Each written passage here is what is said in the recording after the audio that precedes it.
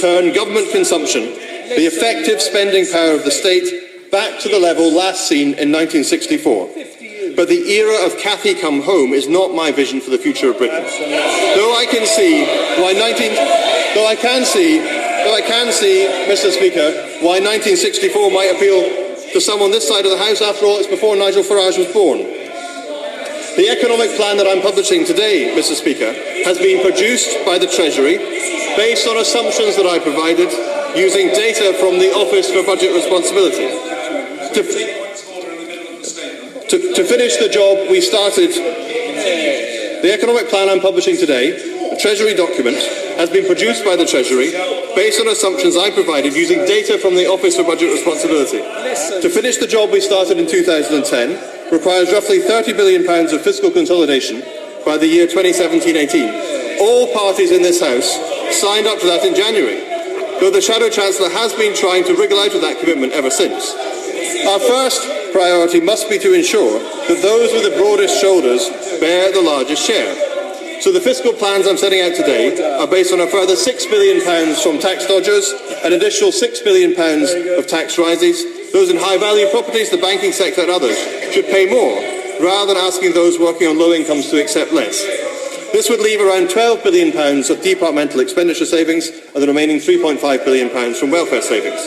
Those measures allow the structural current deficit to be eliminated in 2017-18. In fact, Mr. Speaker, the Coalition's fiscal mandate is met with headroom of £7.7 billion. Once that task is complete, we need to continue to cut the debt as a share of the economy, and we will not flinch from that task. To do otherwise would be to leave an intolerable burden to future generations. But provided we can meet that target, borrowing for productive investments in infrastructure, in roads, railways, broadband and housing, can and should be part of our plan. So we will grow public expenditure as the economy grows after 2017. 10 years on from the financial crisis is the right time for the public finances to turn the corner.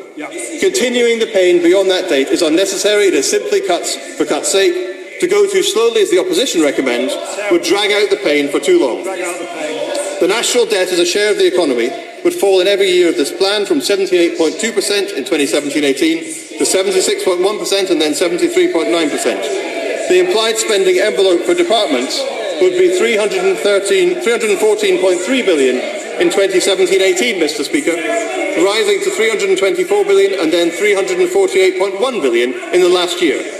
That is £25 billion, then £36 billion, and then £40 billion more money available for public services and infrastructure investment than in the plans presented yesterday.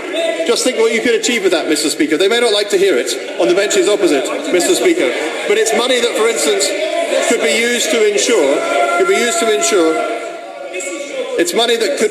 ensure, for example, that the NHS has the £8 billion it needs to secure its future. To ensure that the education budget can be protected, in real terms from cradle to college, not allowed to wither. Support growth-enhancing spending of the sort delivered so effectively, Mr. Speaker, by my right honourable friend, the Secretary of State for Business. Or to reward the hard work of public servants. Resume his seat. Order. He must resume his seat. Order.